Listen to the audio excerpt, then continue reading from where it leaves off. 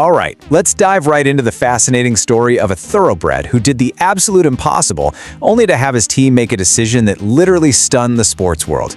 We're talking about a moment that outraged racing purists and potentially changed the entire sport of horse racing forever. I mean, think about it for a second.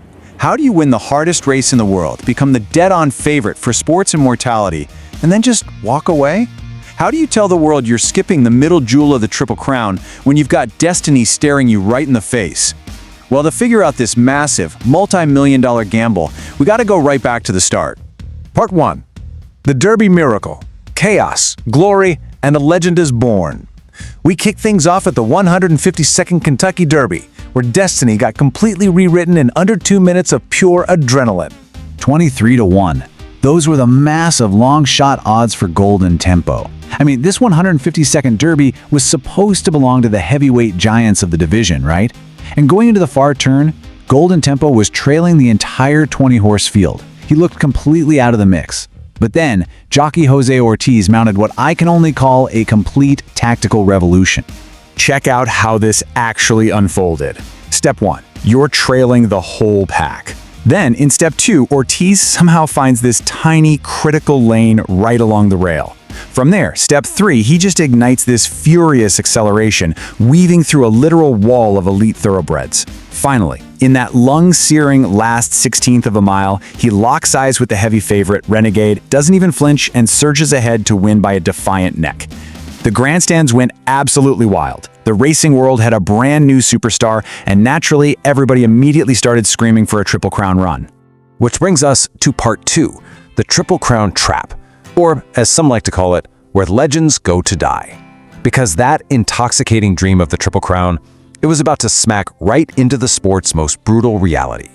And that reality comes down to a tiny, incredibly dangerous window, just 14 days. That is literally the only time allowed between the Kentucky Derby and the Preakness Stakes at Pimlico.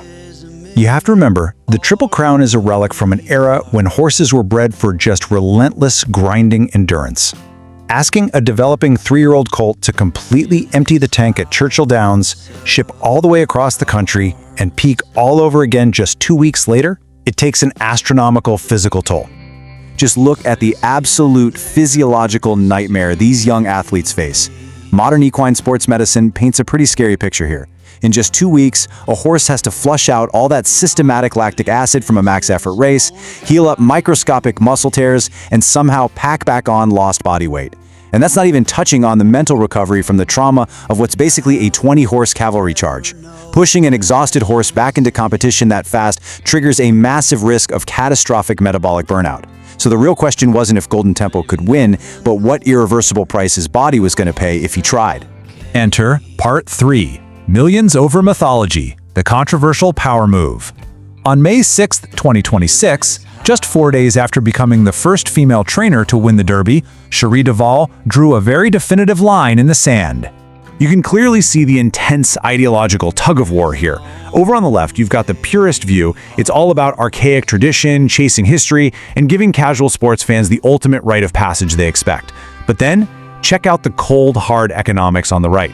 Golden Tempo wasn't just incredibly fast, he was an irreplaceable genetic asset. Sired by the legendary Curlin out of the matriarch Carumba, his DNA basically represented tens of millions of dollars in future stallion value for owners like Phipps and St. Elias stables. And look, a broken colt vanishes from the commercial breeding market overnight. So DeVaux and the ownership team made their choice. They leaned into data analytics and equine welfare, choosing to protect a multi-million-dollar asset over fleeting fame. So that sets up Part 4, the Belmont Masterstroke, Cherie DeVaux's 5-week sanctuary. By following the precedent set by Sovereignty the year before and completely skipping the Preakness, the team locked in a flawless, modern strategic gambit.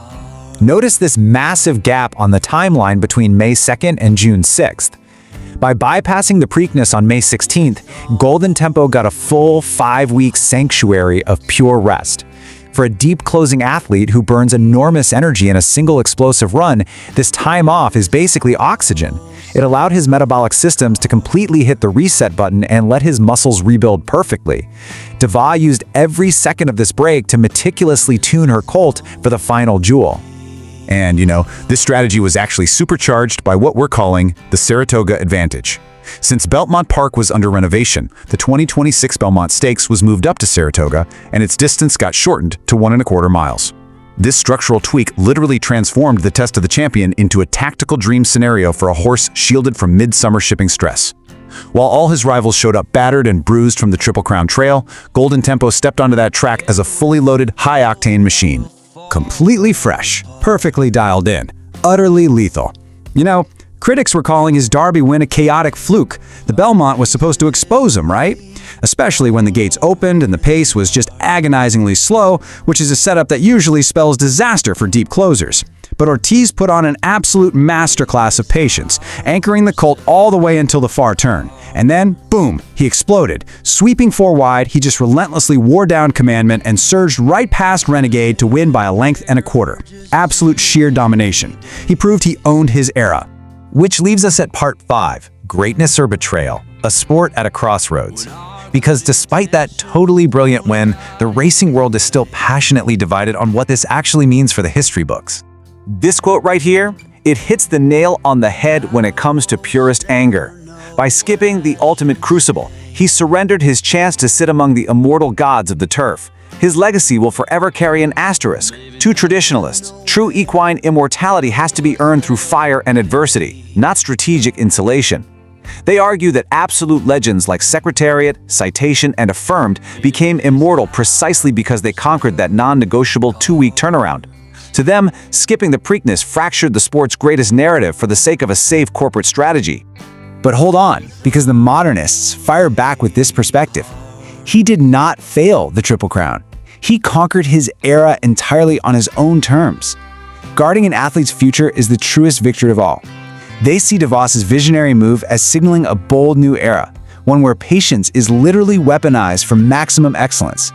They don't see a failure, they see a triumph of contemporary equine management over rigid 20th century tradition.